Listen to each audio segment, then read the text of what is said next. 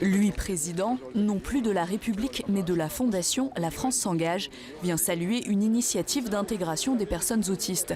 L'association eurélienne Vivre et Travailler Autrement a permis à 8 autistes d'être embauchés à Novendy, filiale du groupe Andros, depuis 2014.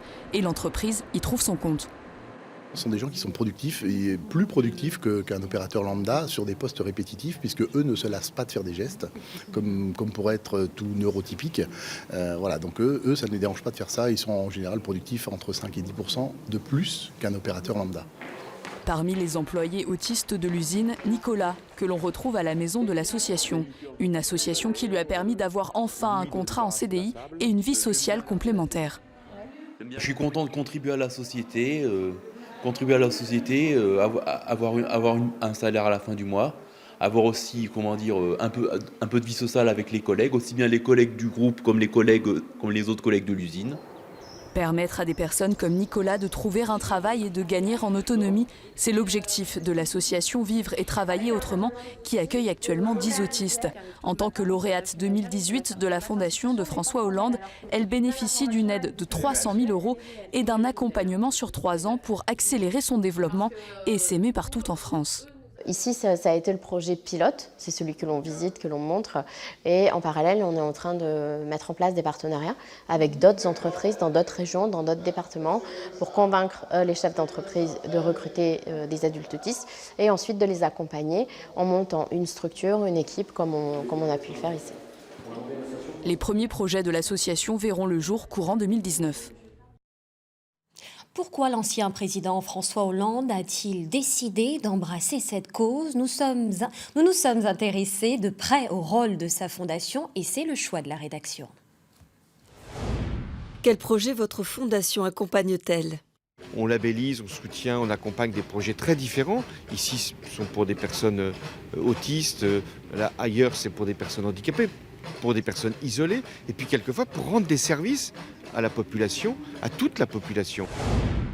Pourquoi cette association a-t-elle été choisie ?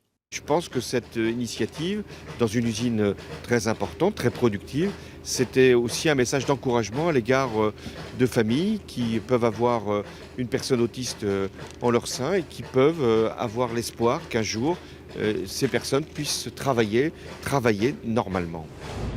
Pourquoi avez-vous créé cette fondation lorsque vous étiez président de la République ? Il fallait que je puisse rassembler des financements, montrer l'excellence et de labelliser des initiatives. Ce qui fait que lorsqu'il se passe quelque chose ici, en Eure-et-Loir, eh bien ça peut être généralisé sur l'ensemble du territoire. Puisqu'ils l'ont fait, il est possible de le faire ailleurs. Et on va plus loin avec vous, Flavien Texier, bonsoir. L'ancien président François Hollande vient régulièrement dans notre région.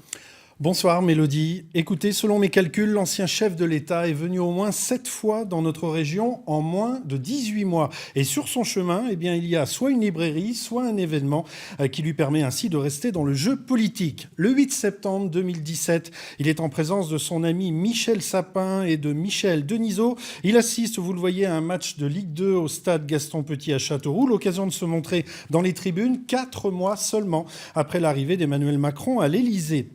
Au printemps 2018, son livre « Les leçons du pouvoir » sort en librairie, un ouvrage qui, sous prétexte de faire le bilan de son action, eh bien, lui permet surtout de tirer quelques enseignements et de tacler Emmanuel Macron, qui vient donc d'arriver à l'Élysée depuis 1 an. Le 16 avril 2018, il est de retour dans le département de l'Indre, dans une grande librairie, vous le voyez, au sud de Châteauroux, et plus de 300 personnes vont venir à sa rencontre. Résultat, eh bien, la séance de dédicace sera prolongée en soirée.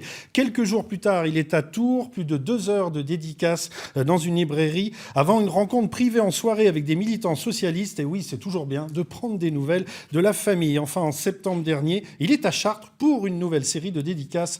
Là, voilà, cette photo. Flavien, concrètement, aujourd'hui, les librairies lui servent de tribune, si on comprend bien. Oui, c'est ça. Et le 14 octobre dernier, par contre, pas de librairie Mélodie, mais un événement, celui des rendez-vous de l'histoire. Il est accueilli par un fidèle, le maire de la ville, Marc Gricourt. La scène se déroule dans l'enceinte du château de Blois. Et à Blois, où comme aujourd'hui en Eure-et-Loir, eh bien, quand on lui demande si derrière tout ça, il y a une volonté politique avec l'arrière-pensée d'un retour, il répond à sa manière. C'est un engagement citoyen, c'est-à-dire que ce soit par un livre, que ce soit par des réflexions, des propositions, que ce soit par ma fondation, c'est de montrer qu'il est possible de changer les choses en écoutant les gens. Et il y a à la fois des propositions qui me sont venues dans mon itinéraire lorsque j'ai présenté mon livre, et puis il y a des réalisations, ce que je soutiens par la fondation, qui montrent que la France, non seulement a des colères, mais aussi a des idées. Et oui, vous l'avez compris, avec François Hollande, il faut savoir lire entre les lignes, comme toujours, avec lui. Merci beaucoup Flavien pour cet éclairage.